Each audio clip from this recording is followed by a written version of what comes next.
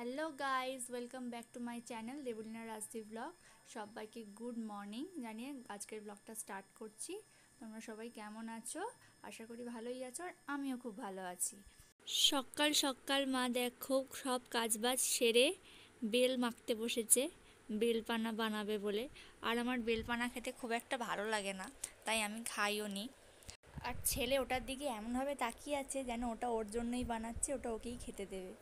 কিন্তু তোমরা কি জানো আমি এরমভাবে ওকে নিয়ে কেন বসে আছি?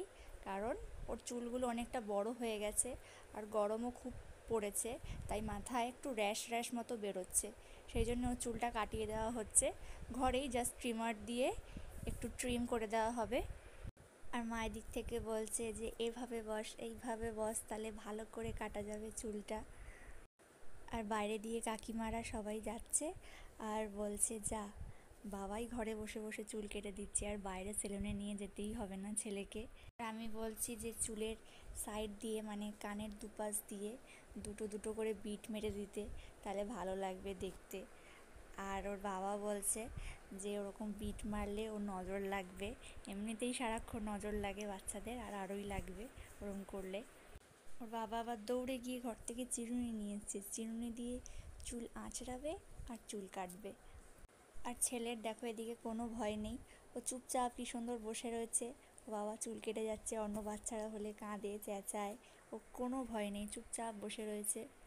এই ভিডিওটা করার আগে আমরা ভাবছিলাম যে কাকে দিয়ে ভিডিওটা করাবো, কে করতে পারবে। একবার বলছিলাম মাকে, মা ভিডিওটা করে দাও, বাবাকে বলছিলাম করে দাও।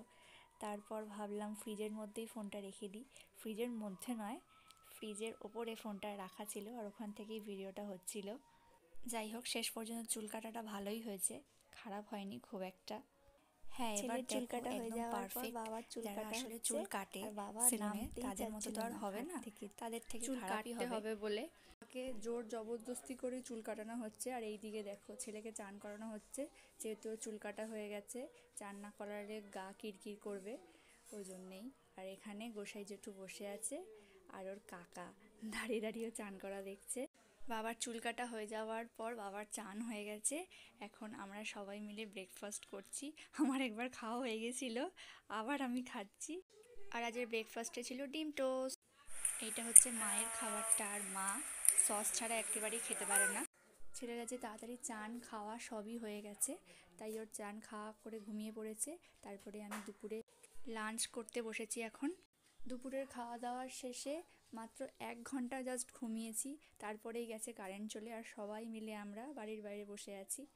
এখন সন্ধ্যে 6টার মতো বাজে, এখন আমরা চা খাবো। আর দেখো এখনও কারেন্ট আসেনি, অন্ধকারে বসে বসে এখন চা খেতে হবে। আজকে সন্ধ্যাবেলা গোসাই জেঠু আমাদের সবাইকে আইসক্রিম খাওয়াচ্ছে, বাড়ির সবাইকে।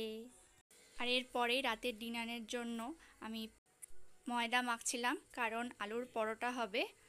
আজকে আমি ওকে নিয়ে একটু হসপিটালে গেছিলাম, হসপিটালে ঠিক না, একটু ডাক্তারখানায় গেছিলাম ওর চোখটা দেখাতে, তাই ওখান থেকে দেখিয়ে আসার সময় ওর জন্য দুধের প্যাকেটটা নিয়ে এলাম। এখন রাত 9:30 বাজে, এখন আমার খিদে পেয়েছিল, তাই একটু চিড়ে ভাজা খেয়ে নিলাম। আর এরপরেই পরোটা দিয়ে খাওয়ার জন্য একটা চাটনি বানিয়েছি। আর এই দেখো আমাদের আজকে পরোটা রেডি। ভিডিওটা ভালো লাগলে লাইক, কমেন্ট, শেয়ার এবং চ্যানেলটাকে সাবস্ক্রাইব করে দিও। দেখা হচ্ছে নেক্সট ব্লগে। আজকের মতো ব্লগটা এখানেই শেষ করছি। Good night, bye bye.